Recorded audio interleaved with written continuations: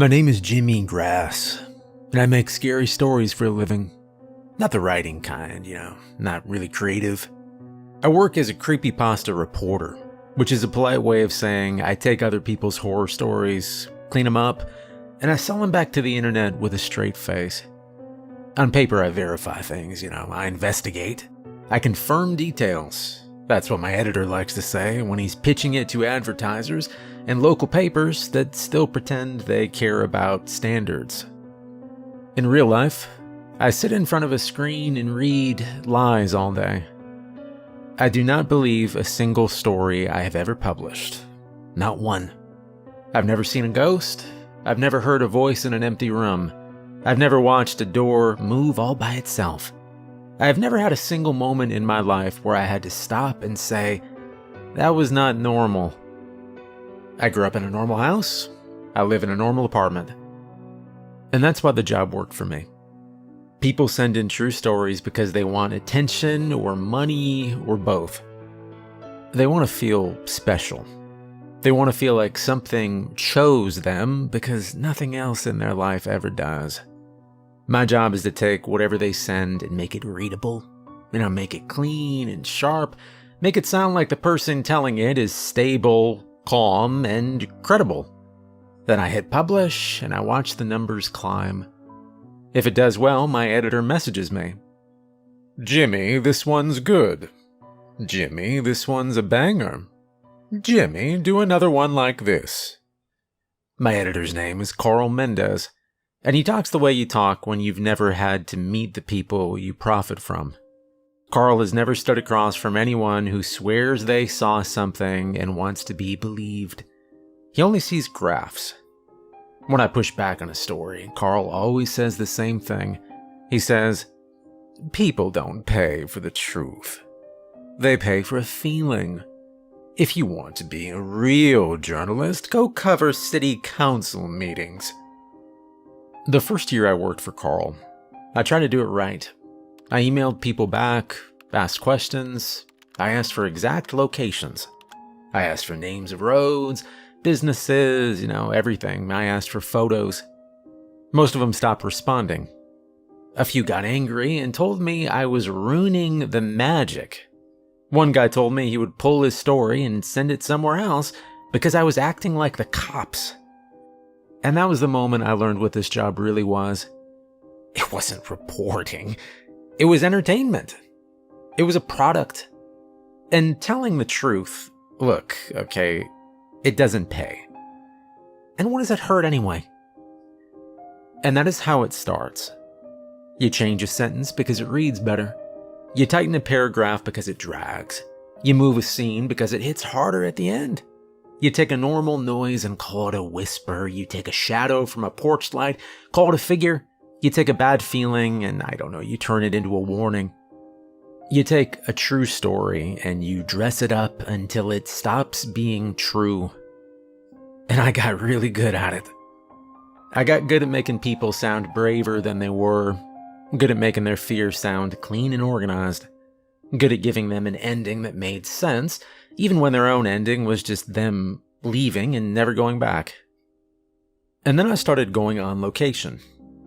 That is the part people picture when they hear my job title. You probably did too, right?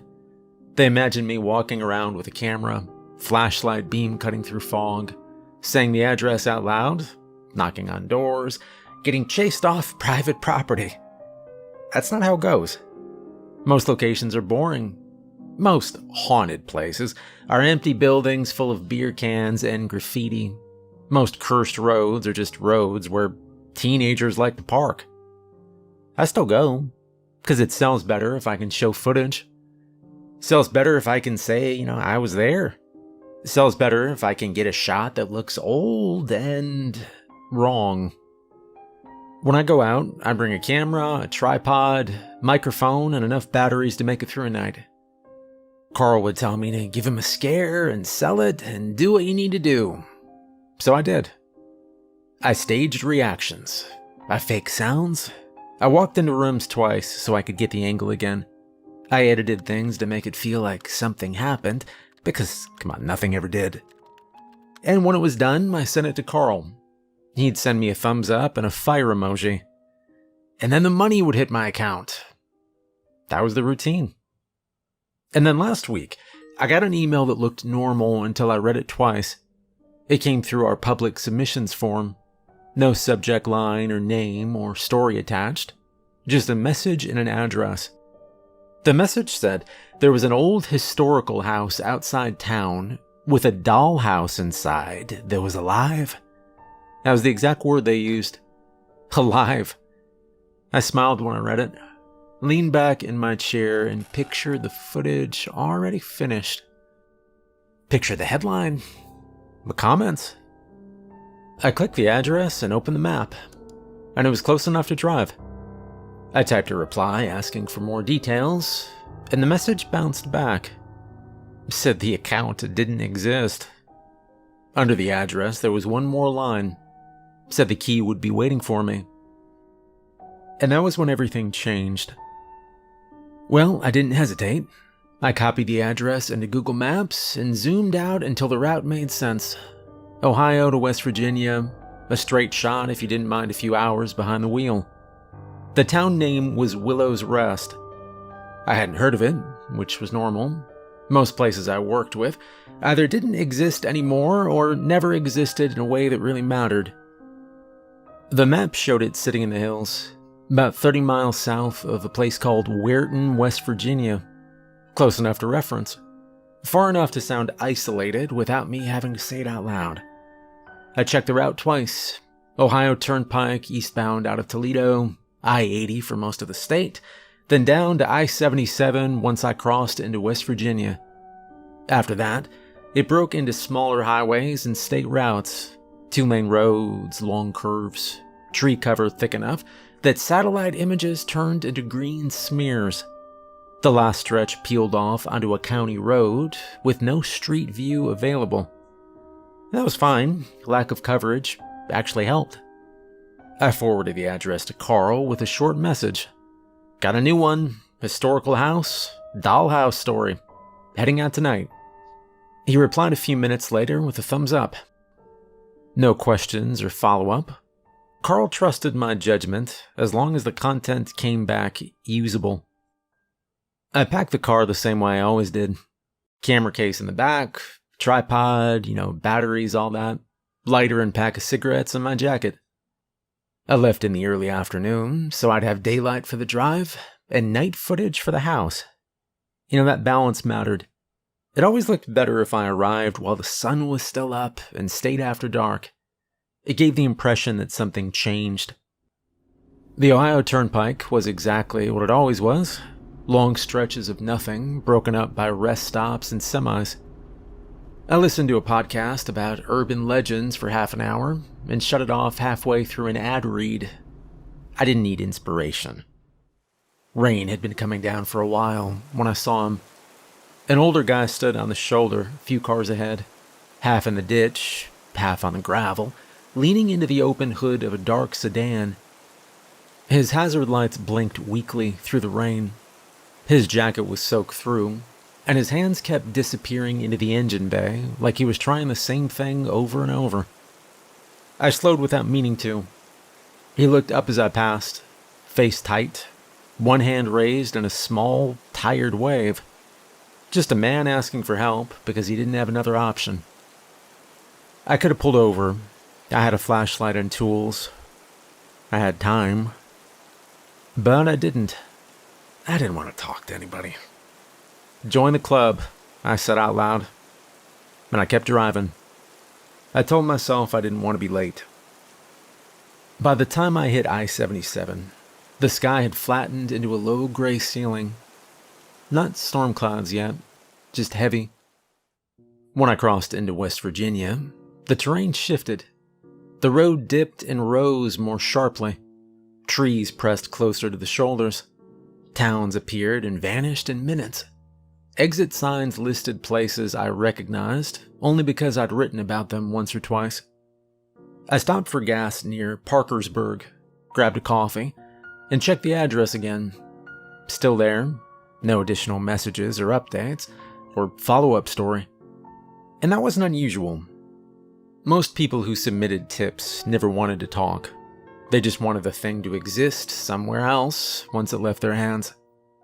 I stayed on I-77 longer than the map suggested, then took an exit marked by a green sign with peeling paint. From there, it was state routes, numbers instead of names. The road narrowed, cell service dropped from full bars to 1, then nothing. The rain started about 10 minutes from Willow's Rest. First it was light, just enough to tap against the windshield, then heavier. Real rain. The kind that fills the ditches and makes the road shine black under the headlights. Willow's Rest didn't announce itself. There was no welcome sign or Main Street marker. Just a small cluster of buildings pulled close to the road.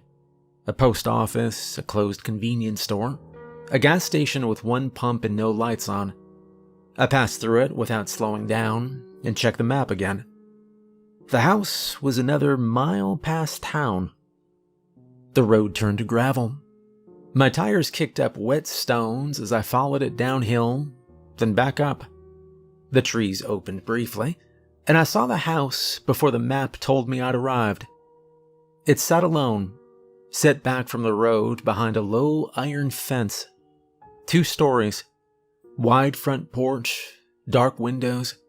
The kind of place people described as beautiful when they were trying not to say unsettling. I pulled over and shut off the engine. The rain drummed against the roof. I checked the message one more time. The key would be waiting for me. I got out of the car and walked toward the fence, already thinking about where I'd set the tripod. And at that point, it was still just another story. The gate wasn't locked. It gave a low groan when I pushed it open, the sound stretched thin by the rain. Water ran down the iron bars in narrow streams, dripping onto the stone path beneath my boots. The storm had settled into a steady rhythm, rain falling hard enough to soak through fabric, and thunder rolled somewhere over the hills, constant and low. I stepped through and pulled the gate shut behind me. It clicked softly. The path to the house curved uphill. Wet leaves clung to the stones and made them slick. Wind moved through the trees on both sides, branches rubbing together in long, uneven scrapes. The porch light was on, warm and steady, which didn't match the inactive listing I'd seen online. Power meant someone was paying for it, or had paid recently enough that it hadn't been shut off yet. I kept walking. Up close, the house didn't look abandoned. The paint was old, but not peeling.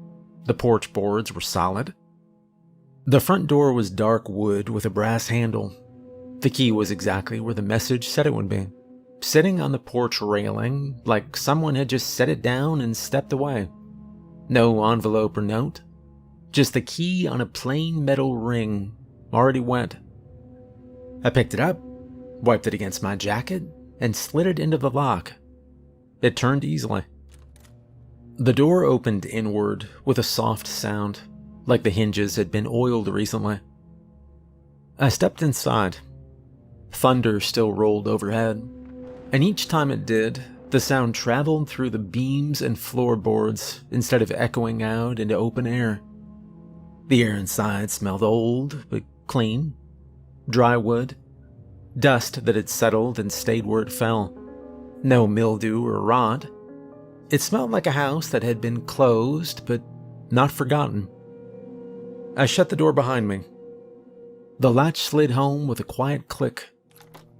The entryway was narrow, with a long hallway running straight through the center of the house. The floorboards creaked under my weight, sharp and distinct in the quiet between thunderclaps. A staircase climbed along the right wall, banister worn smooth from years of hands. I set my bag down, pulled my camera out, and turned it on. I checked my phone out of habit. No service. The time was still early enough that I could have turned around and been back on the interstate before dark, but I did not even consider it. This was work, and the storm, that made it even better.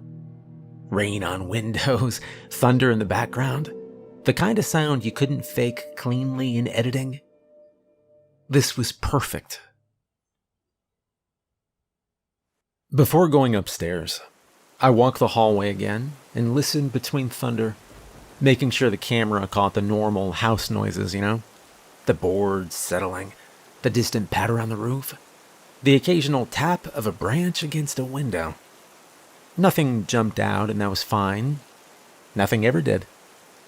I filmed the hallway first, then the staircase, the closed doors, the dim light coming through the front windows, and then I moved into the sitting room on the left. Heavy furniture filled the space, arranged neatly, as if someone had staged it for a tour. A dark couch sat against the far wall. A low table with carved legs stood in front of it. Lightning flashed through the window and turned everything bright for a split second. Thunder followed close behind, loud and enough to rattle the glass. Framed photographs covered the walls. I walked along them slowly, camera steady.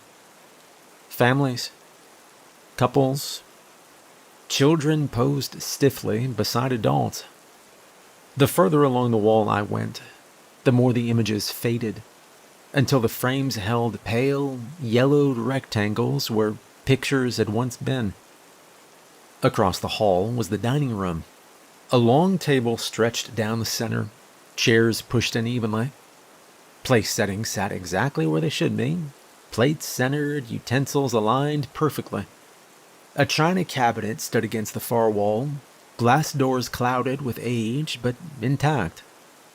I moved past it into the kitchen at the back of the house. It was pretty small. Old appliances, original to the house, their enamel worn but unchipped. Cabinets lined the walls, doors hanging slightly uneven on their hinges. The sink was dry. The counters were clean, not scrubbed, just untouched.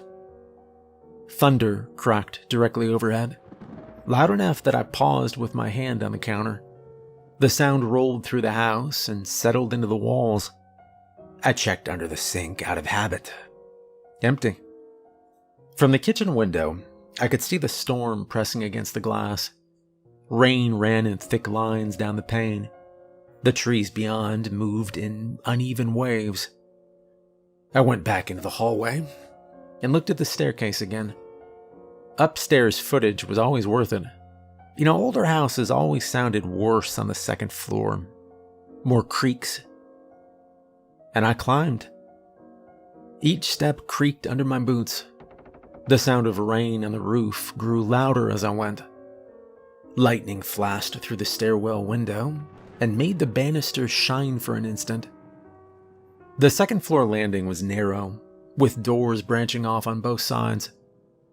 A bathroom at the end of the hall stood open, clawfoot tub visible inside. Rain streaked down the small window above it. I filmed the view outside for a few seconds and moved on. The first bedroom door I tried was unlocked. Inside, the room was bare except for an old dresser and a bed frame without a mattress. Dust lay in soft layers across the floor. The wallpaper had faded in vertical bands, lighter where pictures or furniture must have been. The next door was locked. I tested the handle once, felt the resistance, and let it go. At the end of the hall was another door. It was open. The rain sounded heavier here, as if the roof above that room took the brunt of the storm. The wind hit the side of the house and made the window frames give a faint rattle. I stepped closer, camera up, and I angled the lens through the doorway. I stepped inside slowly, keeping the camera up and steady, letting the lens adjust while the storm hammered the roof overhead. Rain struck the shingles in a constant, heavy pattern, and thunder rolled through the house like it was being dragged from one end to the other. There was a heavy boom of thunder, and then I saw it. The dollhouse. It wasn't a cabinet or shelves or a model you leaned over. The entire room had been converted into a town. The original floorboards were gone, replaced by a raised platform that sat flush against all four walls. Streets ran through it in clean, deliberate lines, intersecting at right angles.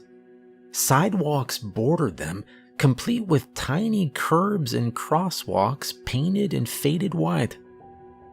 I walked to the edge and stopped. The scale hit me immediately. This wasn't something you crouched to look at. Parts of it came up to my knees. Higher in places where buildings rose above the streets. I could have stepped into it if I wanted to. Every single building had a sign. Every sign had a name. I knelt and brought the camera lower. Closest to the doorway was Willow's Rest Post Office. The name painted above a brick facade. Tiny metal mail slots were set into the wall. A cork bulletin board hung beside the door, layered with miniature notices and flyers. I couldn't read the text without zooming in, but the paper was real. Across the street sat Miller & Sons Fuel, a gas station with rounded pumps and faded red logos. The numbers on the meters were frozen mid-count. Rubber hoses looped down and rested against the pumps like someone had just finished filling a car and walked away. A hand-lettered sign in the window read, "Open 7 days." Cars lined the streets. Models from the 1950s, it looked like, parked neatly along the curbs or stopped at intersections. I recognized makes and body styles without knowing why. And their paint jobs were immaculate. Streetlights stood at regular intervals, each one slightly different, as if they'd been installed over time instead of all at once. Their bulbs were dark but intact. Some leaned just a little, like they'd been nudged and never straightened. Further in was Beetle's Barber Shop. The striped pole outside was painted red, white, and blue, the colors clean and bright. Inside, 3 chairs sat in front of mirrors mounted along the wall. One chair was turned slightly away from the others, angled toward the door, as if someone had stood up in a hurry. Scissors lay on the counter, these little tiny scissors, beside a comb. And a tiny little calendar hung crookedly on the wall. Across from the barber shop sat Ridgeway Theater. The marquee advertised a single title, Sunset Drive. I didn't recognize the name, but it looked right. The glass doors were clear enough that I could see rows of little seats inside, all facing forward. The screen was blank. Popcorn tubs were stacked neatly beside the concession stand. The rain outside intensified, hammering the roof harder. I moved farther along the perimeter, narrating quietly for the camera, already thinking about pacing. Slow pans, lingering shots. Let the viewer explore it the way I was. Near the center of the room sat Maple Pond. Real water filled it. The surface was dark and reflective, catching the glow from the overhead light. Tiny ripples sat frozen mid-motion, like the water had been disturbed and then stopped all at once. A small wooden dock extended out over it, planks slightly warped, tiny little nails visible. A hand-painted sign at the shore read, "No swimming." Birds hung above the pond on thin strings. At least I assumed they were strings. They were nearly invisible unless I tilted my head and caught the light just right. The birds' wings were spread wide, bodies angled, as if they'd been caught mid-flight. Their eyes were glassy and dark. I held the camera steady and zoomed in. The attention to detail in this little dollhouse town was unbelievable. I found a narrow opening between buildings, and I stepped into the town itself. The platform felt solid under my boots. I followed one of the main streets inward, careful not to brush against anything. Shops lined the street. Henderson's Hardware had a display of tiny tools in the window.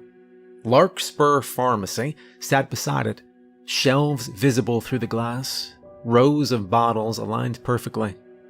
Willow's Rest Savings Bank stood on the corner, columns flanking the entrance. A clock mounted above the door, frozen at the same time. Then I saw the restaurant. The sign above the door read Happy's. Red letters, clean paint. A smiling face worked into the logo, simple and cheerful. The building was low and wide, with these big front windows and a neon outline that wasn't lit. Inside, the tables were full. Dolls sat in every chair. They weren't lined up or posed stiffly. They were frozen mid-action, caught in the middle of ordinary moments. Plates sat on the tables, food arranged neatly. Forks were raised, spoons hovered inches above bowls. Cups were tilted slightly, like someone had just taken a sip. Their heads were turned, not sharply or dramatically, but every face was angled toward the doorway where I'd come in. I stopped walking. Wow, this was good work. I filmed the restaurant slowly, panning from table to table. The dolls' expressions were simple. Smiles, neutral looks. Their clothes matched the era of the town. Dresses with buttons. Suits with ties knotted carefully. The doll at the front table wore more than the others. He had on a full black suit, pressed clean, the fabric smooth and unwrinkled. A white shirt showed at the collar, and pinned just below it was a small circular button. White background, black lettering. Mayor Smiley. I held the shot for a long time, longer than the rest, letting the camera settle. The little guy's top hat sat squarely on his head, brim straight. His hands were placed flat on the table, palms down, like he'd been waiting for someone to arrive. On the table in front of him was a folded sheet of paper, and I stepped closer. The paper was real. It wasn't painted, not printed as part of the display. It lay between the plate and the fork, positioned neatly, corners aligned with the edge of the table. I leaned in and zoomed. The heading at the top read, Town Rules. Below it were 3 lines, written in clean, careful handwriting. Number 1, always be nice. Number 2, help your neighbor. And 3 read, and most importantly, never lie. I read it twice, once silently and once out loud for the camera. What a weird little place. I straightened up and scanned the rest of the room. Other tables had food, plates of tiny burgers, fries stacked neatly, bowls of soup filled to the same level, condiments lined up along counters, labels facing outward. Napkin dispensers sat square in the middle of tables, chrome sides polished. But only Mayor Smiley's table had paper on it. I shifted position and filmed him from another angle. The button caught the light briefly. Letters flashing white before settling back into shadow. His smile was fixed in place. I glanced around the room again, making sure I hadn't missed anything obvious. No other signs or notes, just the dolls frozen mid-meal and the sound of the storm pressing down on the house around me. I narrated quietly as I moved, describing what I saw, choosing words I knew I'd keep later. Carefully arranged, deliberate, disturbing in its restraint. This was the kind of detail that made people lean closer to their screens. I lowered the camera and took a step back, giving myself a wider view of the restaurant. From this angle, the dolls' heads looked even more uniform, all turned just enough towards the doorway, like they were watching. Clever staging. Someone wanted the first person who entered the room to feel noticed. That was all. Museums did the same thing, so did escape rooms. So did every haunted attraction that charged by the ticket. I raised the camera again and filmed a slow pullback shot, ending on the happy sign above the door. The rain outside beat steadily. Thunder rolled again, deeper this time. I stopped recording and checked the footage. This was incredible. I smiled to myself. This was going to be easy. I didn't start right away. I stood there for a moment and let the storm do its thing. Rain hammered from the roof. Thunder rolled low and wide. I waited for a long one, counted it out in my head, then stepped back into frame. That timing mattered. I set the tripod a little closer this time, angled low so the restaurant filled most of the shot and the rest of the town fell away behind it. Depth sold scale. Scale sold fear. I checked the framing, adjusted it just a hair to the left, and hit record. I stepped into view and let my shoulders tighten. I changed my voice first, just a little. Not shaky, just breathier, like I was trying not to panic. I don't know how to explain this, I said, looking past the camera instead of into it.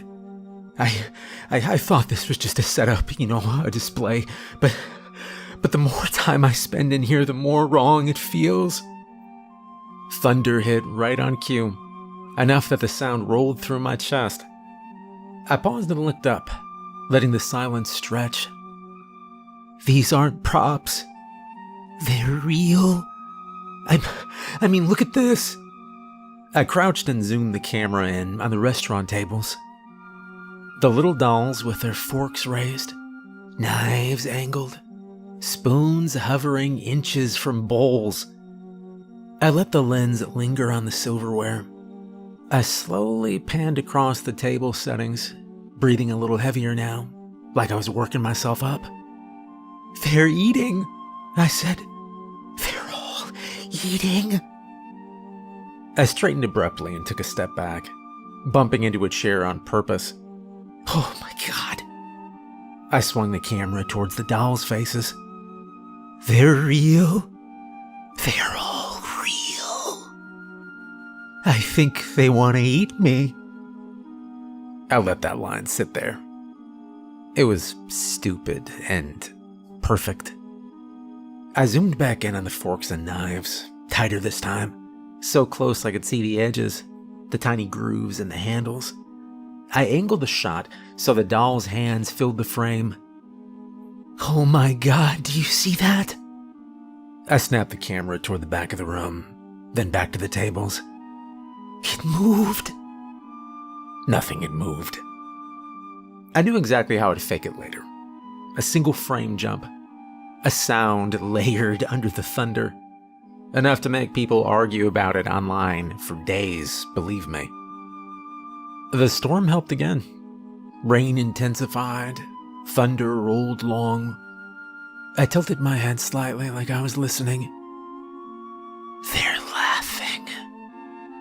I moved closer to the dolls now, circling the tables. I dragged my hand lightly along the edge of one chair, letting my fingers tremble just enough for the camera to catch it. They're dolls from hell, I said. I reached out and picked up one of the dolls from a nearby table. I didn't hesitate this time. I lifted it high, turned it toward the camera, then tilted it side to side. It's warm. It wasn't. I knew that. But people believed what you told them to believe. I moved the doll's arms slightly, bending them at the joint so the fork angled closer to its mouth. I turned its head a few degrees, just enough that it looked like it was watching me instead of the doorway. No, stop. Stop that. I set the doll down in a different chair, not where it'd been before. I did the same with another one, then another, rearranging them just enough to make the scene feel unsettled. A chair pulled out, a plate shifted, a fork turned the wrong way. I knocked one of them over accidentally, on purpose, and let it hit the platform with a dull thud. I straightened up and looked around the restaurant again, breathing hard, eyes wide. I'm not supposed to be here. Thunder cracked overhead. It was perfect. I stopped recording. The red light on the camera went dark. The room went back to being just a strange room. I stood there for a second, then laughed again. That is gonna kill. I didn't put the dolls back how I'd found them. I stepped over the one I'd knocked down, didn't bother fixing the chairs I'd moved, I didn't straighten the silverware. I grabbed the camera and the tripod, shut off the overhead light, and pulled the door closed behind me, leaving the little weird town half disturbed in the dark. The storm followed me into the hallway. I walked past the other rooms and went into one of the bedrooms I'd checked earlier. A real bedroom. A bed frame against the wall, and a dresser, and no dolls. I dropped my bag near the foot of the bed and sat down for a moment, listening to the rain in the window. I wasn't done yet. I planned to stay until morning, get some daylight shots of the exterior, maybe grab a few calmer angles inside once the storm passed. That always helped balance the edit. I lay back and stared up at the ceiling, already thinking about what I might need to reshoot. I was still smiling when I closed my eyes, and somewhere between one thunderclap and the next, I fell asleep. I woke up thirsty. Not suddenly or with panic. For a second I thought I heard whispering. Lasted maybe a second. Then I sat up. It stopped. I stayed still, listening. Rain hit the roof in a steady, heavy rhythm. Thunder still rolled close. I couldn't hear anything but the storm. And I told myself I'd imagined it. That happens sometimes, when you wake up in unfamiliar places. Your brain fills in sounds before you're fully awake. I rubbed my face and looked around the room. I was in the bedroom I'd picked earlier, the real one. I reached down and picked up my phone from the floor. The screen lit the room faintly. Still no service. The time showed I'd slept longer than I meant to, but not too long. Morning was still a while off. My throat felt dry, and I remembered the water was in the car. I remembered leaving it there, clearly, unopened, sitting in the cup holder. I debated ignoring it and lying back down, but I was thirsty. I told myself I'd just go out there, grab it, and come right back. As I swung my legs off the bed and stood up, another thought occurred to me. Maybe somebody came home. The house had power. The porch light had been on when I arrived. It wasn't impossible that someone else used the place, or checked on it from time to time. The whispering I thought I'd heard could have been somebody downstairs. The explanation sat easily enough. I stepped into the hallway. I moved slowly, listening for voices downstairs as I went. And halfway down the hall I paused. Nothing. I shook my head once and kept walking. The stairs creaked under my weight, sounding sharper than earlier. I kept one hand on the banister, more out of habit than caution. The storm hit harder as I descended, thunder rolling long and low. At the bottom of the stairs, the hallway stretched toward the front door. The porch light outside cast a faint glow through the glass panels, breaking the darkness into soft shapes. I took a few steps forward, and my foot slid. I didn't see what I stepped on. I just felt the sudden loss of traction, the way my weight shifted before my balance could catch up. My other foot came down too late. My shoulder hit first, then my head. The sound of the storm stretched and warped as the floor rushed up to meet me. I remember thinking I should have turned the lights on, and then everything went dark.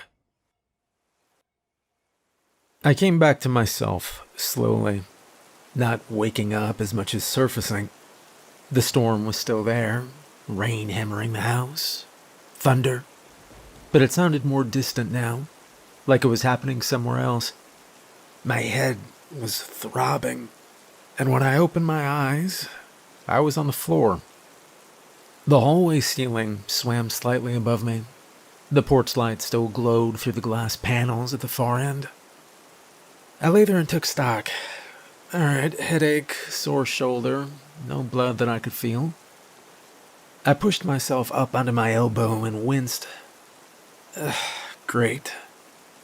I sat there for a moment longer, letting the dizziness settle.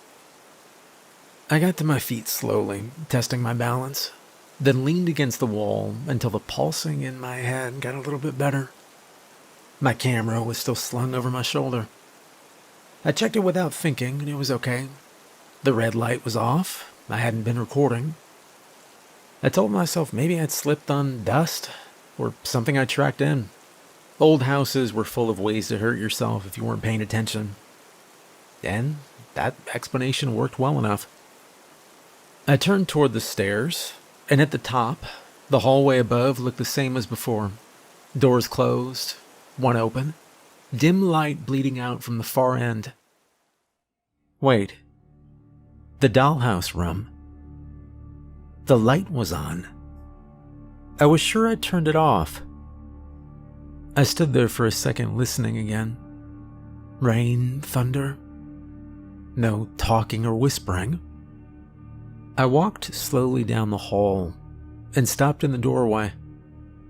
As I looked inside, I noticed the dollhouse town was different.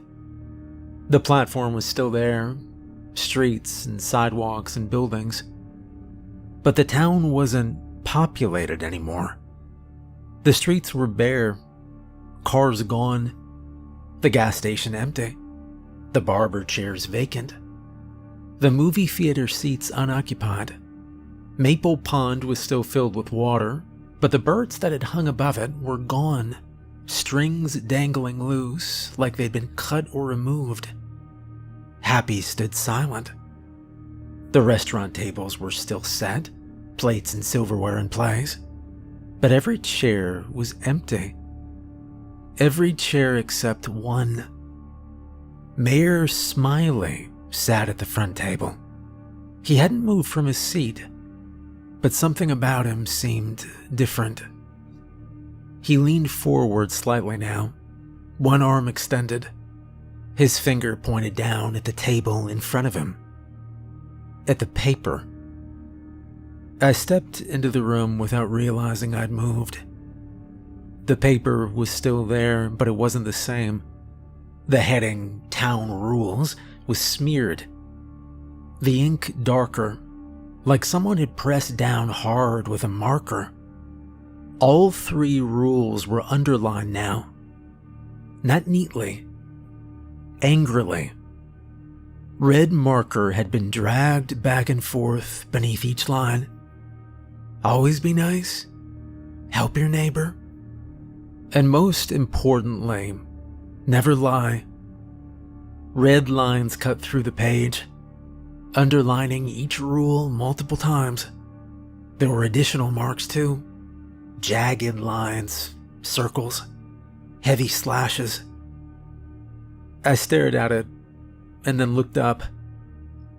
Mayor Smiley's face was the same shape as before, but his eyebrows had been angled downward slightly, enough to change the expression completely.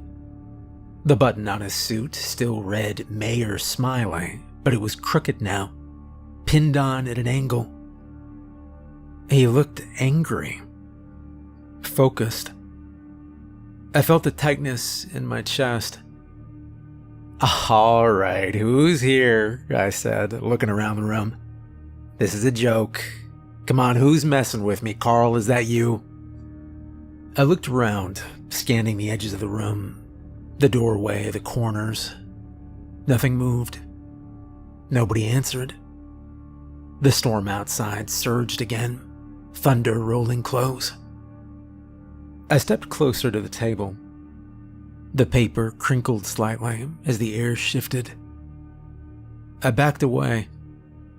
I told myself there had to be somebody else here, a caretaker, an owner, Someone who didn't appreciate being turned into content. Maybe somebody that decided to make a point. I took another step back and nearly bumped into one of the miniature buildings behind me. And that was when I realized my hands were shaking. I raised the camera without thinking and aimed it at the table. If this was a prank, I might as well use it. I looked through the camera and aimed it at Mayor Smiley, who still looked very angry and was pointing down at the rules. I told myself again it was a prank. Somebody had come home, found the setup, maybe decided to make a point. Yeah, that was easy to explain. What wasn't easy to explain was why I'd thought it was a good idea to sleep here. I stood in the doorway of the dollhouse room for another second. What the hell was I thinking sleeping here? I backed out of the room without turning my back, and then I closed the door. I didn't care about the footage anymore. Somebody was in this house, playing some kind of prank on me that really was not funny. Maybe they'd even tripped me. I wanted out of here. I went straight to the bedroom, grabbed my bag, slung it over my shoulder, and wrapped my fingers around the camera. I didn't check the footage. I didn't pack up neatly, I just got my things. I headed for the stairs and took them two at a time and hit the bottom hard, boots sliding slightly on the floor and almost falling again. And the front door was right there. I crossed the hallway, reached out and grabbed the handle. And it didn't turn. I tried again, harder. Nothing. I leaned into it and twisted with both hands, and the handle stayed where it was. Okay. I checked the windows next, and they were locked. Every one of them. Thick bars ran across the inside of the frames, painted the same color as the walls. I hadn't noticed them before. I didn't know how I could have missed that, but they were there, bolted in place. My pulse picked up. I hadn't seen a back or side door to the house, only I remembered the basement. I hadn't gone down there yet. I remembered noticing the door near the kitchen. It was set into the wall at an angle. I thought it might be a cellar entrance, the kind older houses have. A storm cellar. A way out that didn't involve the front door, maybe. I moved fast toward the back of the house, and the basement door was where I remembered it. Wooden and solid. A single bulb above it flickered as thunder rolled overhead. I grabbed the handle and pulled. It creaked open. Cold air spilled out immediately, carrying the smell of damp earth and old concrete. The stairs descended steeply, narrow and uneven. The light switch at the top worked, but barely. The bulb at the bottom flickered and steadied. The basement was larger than I expected. Stone walls and a dirt floor. A few old shelves along one side, empty except for dust and cobwebs. No windows or obvious exits. There was another door at the far end. That had to be it. I crossed the room and grabbed the handle. It didn't open, and I pulled harder. Nothing. I swore under my breath and turned away, already thinking about my next move. And that was when something bit my leg. Sharp pain flared just above my ankle, sudden and bright enough that I yelped and stumbled backward. I looked down without thinking, and I saw a doll clamped onto my leg. A woman. She wore a dress, faded blue, the fabric torn in places. Her hair was red, stiff and wiry, hanging down in tangled strands. Her mouth was open very wide, and she had very sharp teeth that were sunk into my leg. For a second, I just stood there and stared. I couldn't believe what I was seeing. And then the pain flared back up, and I kicked instinctively, trying to shake her off. But she held on, jaw locked, teeth grinding. The pain was bad. I screamed and kicked again. Finally, the little redhead thing came loose and hit the floor, skidding across the dirt. I staggered back, heart pounding, staring at the blood soaking through my sock. It looked like an animal bite. When I was a kid, a raccoon had gotten into our garage. I tried to scare it out, and it had gone for my leg instead. I snapped back to the present. What the hell? The doll twitched on the floor, and I didn't wait to see what she did next. I just ran. I took the stairs up 3 at a time, slipped on the last step, caught myself on the wall, and burst into the damn hallway. Pain throbbed through my leg with every step, but adrenaline kept me moving. I didn't look back. I hit the front door hard, slammed my shoulder into it, and grabbed the handle again. And it still wouldn't move.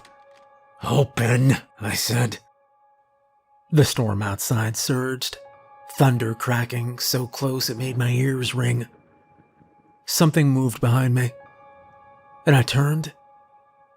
They were coming from every direction. Dolls. Dozens of them, spilling out of rooms, down the stairs, from corners I hadn't seen before.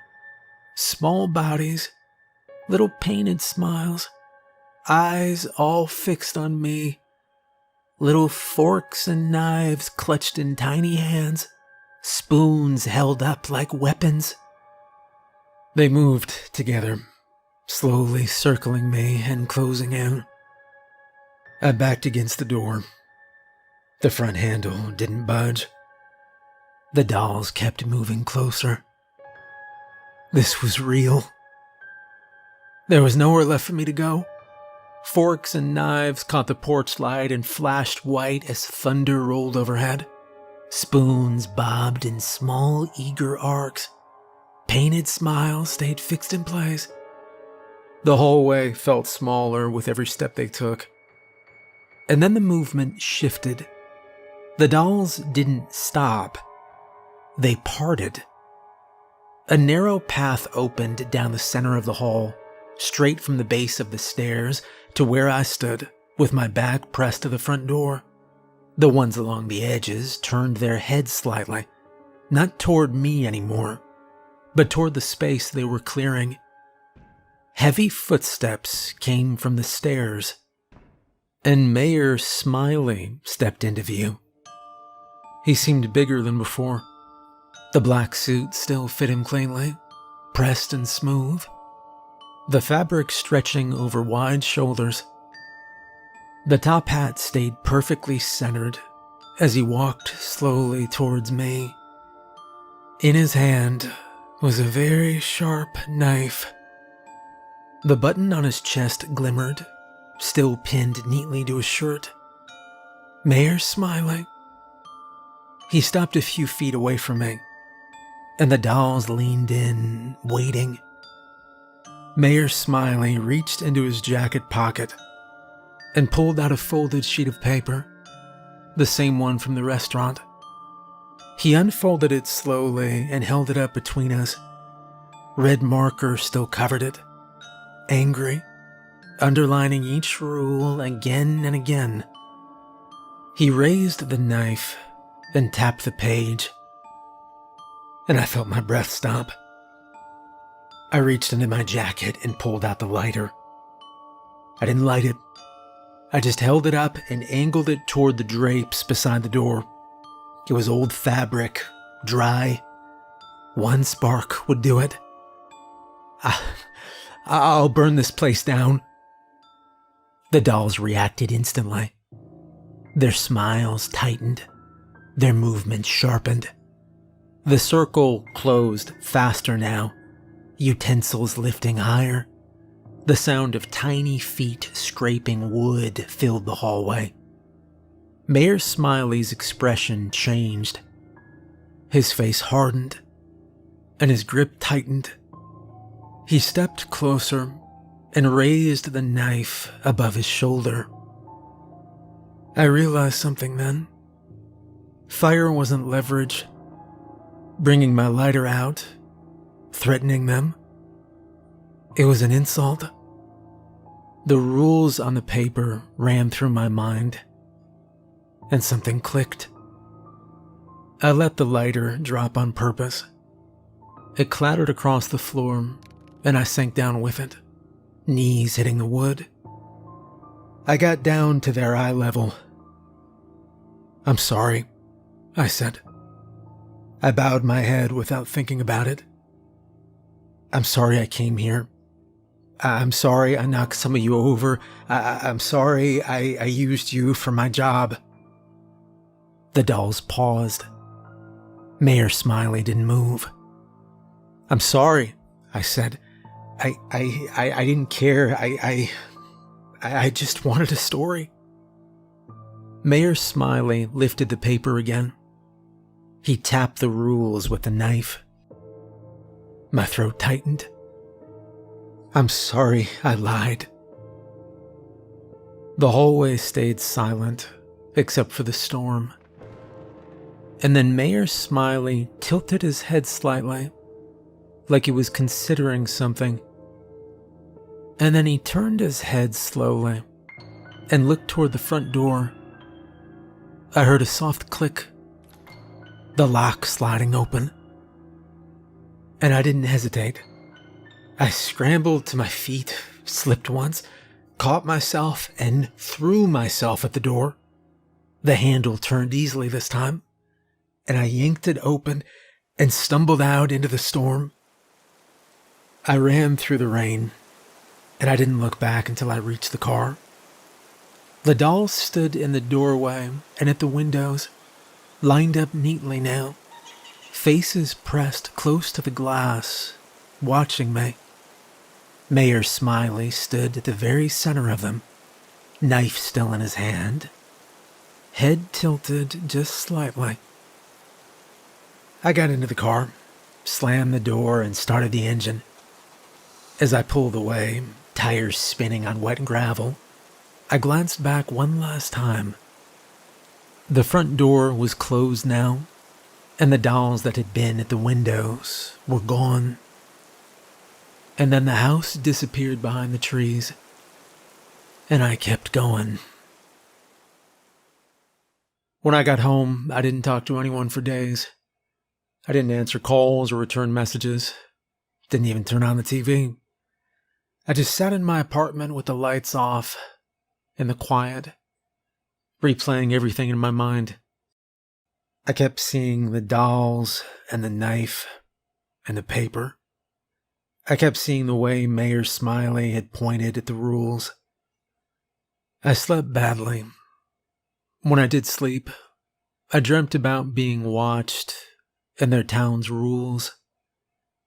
I thought about my job, how long I'd been doing it, about how easy it had been to justify what I was doing because it paid well and I said nobody ever got hurt, about how I'd laughed in that room, knocked some of them over, lied and used them as props.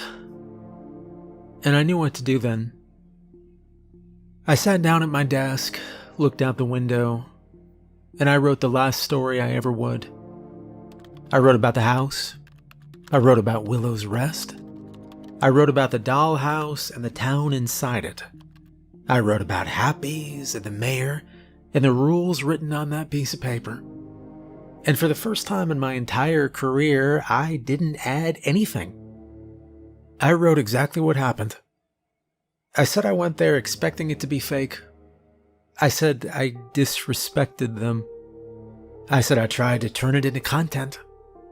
I said the dolls and the town were real, whatever they were. I wrote about the rules, about being nice and helping people, about never lying. I told the truth. And when I published it, I didn't expect much. I figured people would call it a stunt or just another lie dressed up as honesty. But it did better than anything I'd ever written. My boss, Carl, called me the next day. He was excited. Told me it was the best performing piece we'd ever run. Told me advertisers were asking questions. Told me I might get a raise. And then he started telling me another tip. A town in Ohio, Daggerlin. Something about a monster, an old mechanic, a sheriff, and a dog. And I did not let him finish. I told him I was done. I was quitting, and I hung up before he could argue. I don't do that kind of work anymore. I got a job at an old bookstore, actually. Yeah, they still exist. I help people find books. I reprice things. I add stickers and carry boxes. Doesn't pay much, but it's honest. Yeah, I know. I could quit the bookstore and go back to my old job. I could take another tip, shoot another scary story, tell another story that is completely made up. I could make a lot more money that way. But I'm not going back. I try to be nicer to people now. If I see somebody on the side of the road, I stop. If I see a neighbor in my apartment struggling to carry something, I help. And even when it would make me more money, even when it would make things a lot easier, I don't lie. I know what would happen if I did.